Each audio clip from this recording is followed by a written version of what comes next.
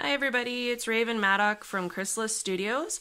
I'm participating in the International Customizing Equine Event, or ICE with 2 E's, on Facebook, and that is a customizing event.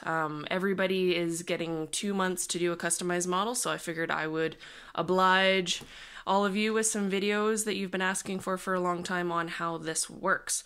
So let's talk about tools. So if you're cutting, you can use a hacksaw to make these cuts in a model. You see, I draw on her kind of where I want them to be. In this case, I'm going to be taking her entire neck off. So to do something like that, I can actually use a hacksaw and cut through and remove it.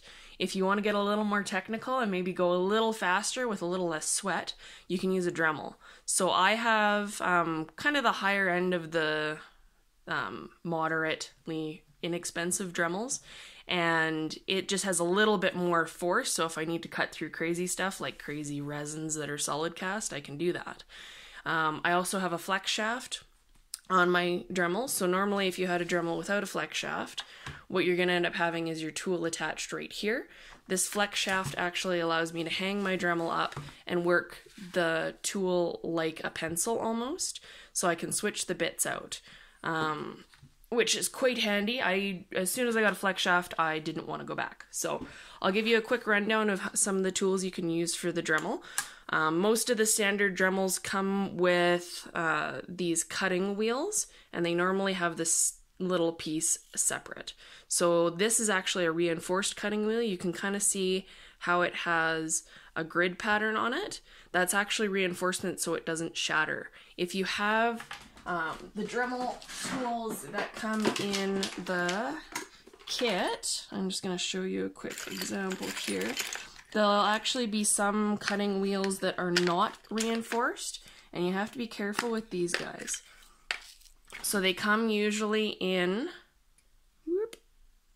they're called cutoff discs, and they normally come in a little plastic container, and they are very, very thin. You can see that it doesn't, let's see if I can get a better picture of that.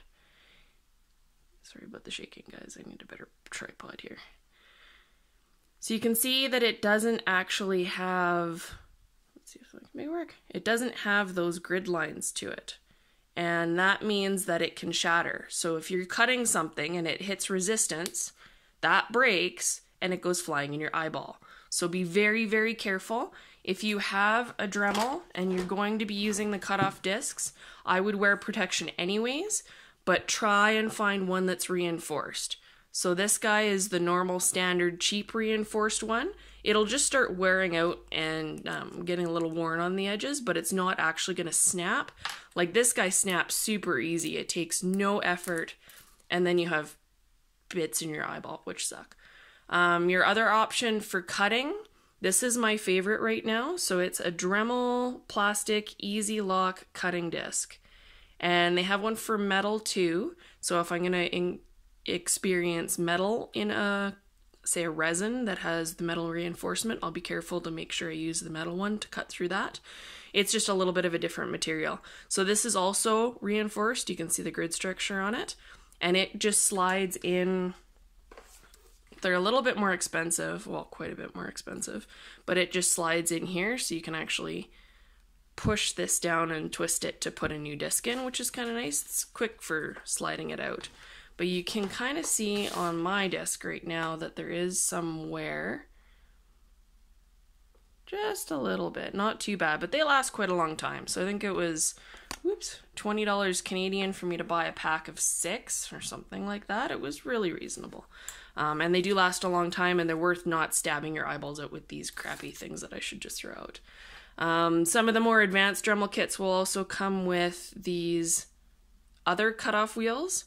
They're a little bit more intense. I like them for stablemates and for smaller areas just because they're tiny, but these are like hardcore, made out of metal, diamond grit, or some sort of crazy covered in magic unicorn dust. So they work really well too. You can also make, like for the cuts in her legs here that you see, where I've cut this out, I just used the normal cutting wheel for that. That's this guy. As well as for that, that's how I'll cut off her neck. That's how I'll cut into her barrel. But you can also use these drum sanders. They have different grits. There's a coarser grit and a finer grit. The coarser grit will of course take more off. These are great for coming in here and just going zip, zip, oops, a little too high, zip, zip. And then you have the ability to heat that joint and move it. They have bigger ones too, so if you're saying you left those withers and you cut up to here and you want to take them down, you just take that with your Dremel and Dremel it down. There's also these metal bits. Now when I started, I used these almost exclusively for cutting stuff up. They suck at that. I mean, they'll get the job done, but they're not nearly as efficient as a cutting wheel. So I would be very careful if you're going to do that. They have a place, particularly for resins, they're fantastic. If you're using them for Breyers, not so much, just because they're hollow and it's a different material, and they'll also heat up the plastic and it'll start to wrap around this bit, and then you get this coated in plastic and it will no longer take material off. So great for small areas, great for kind of detailing if you wanted to get in here and maybe round that out a bit. I would still probably default more to that sanding drum for something like that, because it doesn't tend to coat them as much, especially for the Breyers. So that's a quick rundown of some of the tools for the Dremel if you're hacking your horse apart. Happy customizing.